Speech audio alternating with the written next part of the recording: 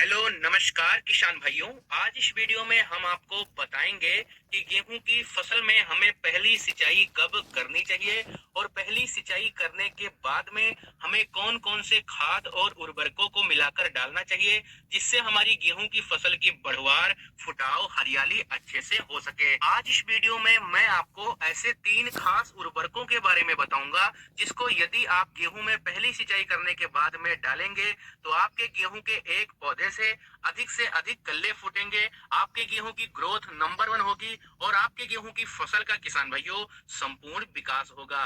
तो यह वीडियो काफी इंपॉर्टेंट है, इसको पूरा जरूर देखिए। साथ ही यदि आप हमारे चैनल पर पहली बार आए हैं तो सब्सक्राइब करके बेल आइकन को जरूर दबाएं। तो आइए सबसे पहले जानते हैं कि हमें गेहूं की फसल में पहला पानी कब लगाना चाहिए। किसान भाइयों, आपने अक्सर सुना होगा कि गेहूं में पहला पानी 21 दिन पर CRI स्टेज पर लगाते हैं। तो आइए जानते हैं कि CRI स्टेज क्या होती है। CRI स्टेज का मतलब होता है किसान साथियों क्राउन रूट इनिशिएशन, जिसका हिंदी में मतलब होता है ताज जैसी जड़ें निकलने की शुरुआत।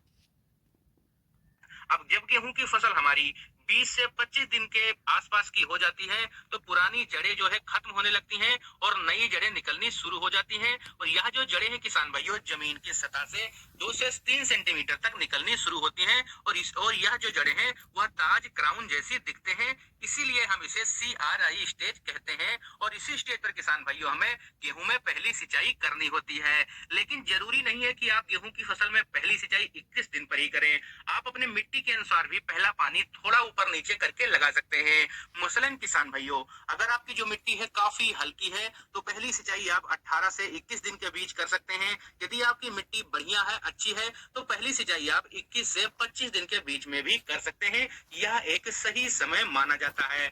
अब गेहूं में पहली सिंचाई करने के 2 से 3 दिन के बाद में आपको कुछ खास उर्वरकों को भी डालना है ताकि आपकी जो गेहूं की फसल है किसान भाइयों उसकी सभी जरूरतें पूरी हो सके और फसल आपकी जो है नंबर 1 बन के चल सके। तो नंबर 1 पर किसान भाइयों इस समय आपको जिस खास उर्वरक का प्रयोग करना है वह है यूरिया। जी हाँ किसान भाइयों, गेहूं की फसल में हमें पहली सिंचाई पर सबसे ज्यादा आवश्यकता नाइट्रोजन की होती है, तो हमें इस समय यूरिया का उपयोग करना है। यूरिया की यदि हम मात्रा की बात करें तो लगभग आप 40 से लेकर 45 किलो प्रति एकड़ के हिसाब से पहली यूरिया का उपयोग कर सकते हैं। अब यूरिया डालने से किसान भाइयों हमारी जो गेहूं की फसल है उसका वृद्धि, विकास, हरियाली काफी बढ़िया से होता है। अब यहाँ पर कुछ बातों का आपको ध्यान रखना है। जैसे किसान भाइयों, यदि आप गेहूं बुआई के समय पर कुछ खाद नहीं डाल पाए थे या फिर आप कम मात्रा में डाल पाए थे, चाहे वह DAP हो या फिर पोटास हो, तो यदि आप इन दोनों खादों को शुरुआत में बुआई के समय पर नहीं डाल पाए थे तो यह एक सही समय है। पहली सिंचाई पर भी आप इन दोनों खादों को डाल सकते हैं, तब भी आपको बेहतरीन रिजल्ट प्राप्त होंगे। इसके बाद में किसान भाइयों हमें जो अगले उर्वरक का प्रयोग करना है पहली सिंचाई के बाद में, इसका नाम है सागरिका। अब जो सागरिका है किसान भाइयों यह समुद्री शैवाल द्वारा निर्मित खाद है, एक ऑर्गेनिक। इसको डालने से किसान भाइयों हमारी मिट्टी में कोई नुकसान नहीं होता और इसमें किसान भाइयों सभी प्रकार के सूक्ष्म पोषक तत्व पाए जाते हैं जिनकी आवश्यकता इस समय हमारे गेहूं के पौधे को होती है। अब इसको डालने से कई सारे फायदे होंगे किसान भाइयों। सबसे पहले तो यह हमारे मिट्टी की जो उर्वरक क्षमता है उसमें वृद्धि करेगा।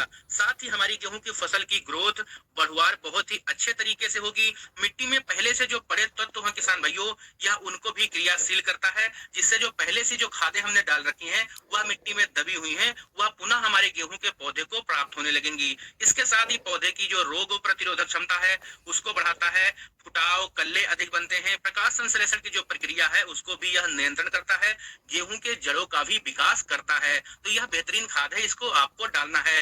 मात्रा की बात करें तो लगभग आप 7 किलो प्रति एकड़ के हिसाब से सागरिका का उपयोग पहली यूरिया के साथ मिलाकर कर सकते हैं।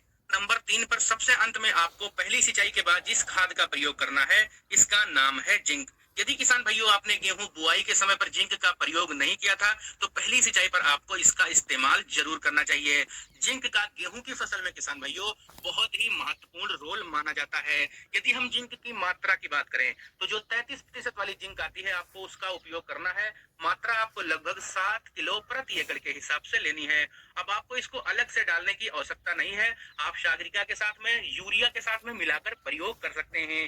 डालने के बाद में किसान भाइयों बहुत सारे फायदे होंगे।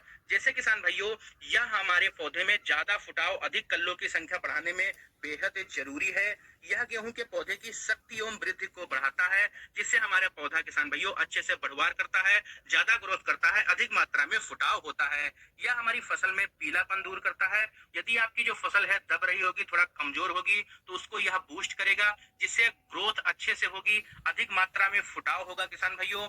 और हमारी गेहूं की फसल की संपूर्ण विकास के लिए जिंक काफी ज्यादा आवश्यक है। तो किसान साथियों, जब आप अपने गेहूं की फसल में पहली सिंचाई करें, उसके साथ में आपको इन 3 खादों को मिलाकर जरूर डालना चाहिए। पहली यूरिया के साथ में, फिर आपकी जो गेहूं की फसल है किसान भाइयों, वो बहुत ही बेहतरीन ढंग से चलेगी। लोग पूछेंगे कि आपने क्या डाला है। तो अगर आपको हमारा ये वीडियो पसंद आया हो किसान भाइयों, तो हमारे इस चैनल को जरूर से सब्सक्राइब करें।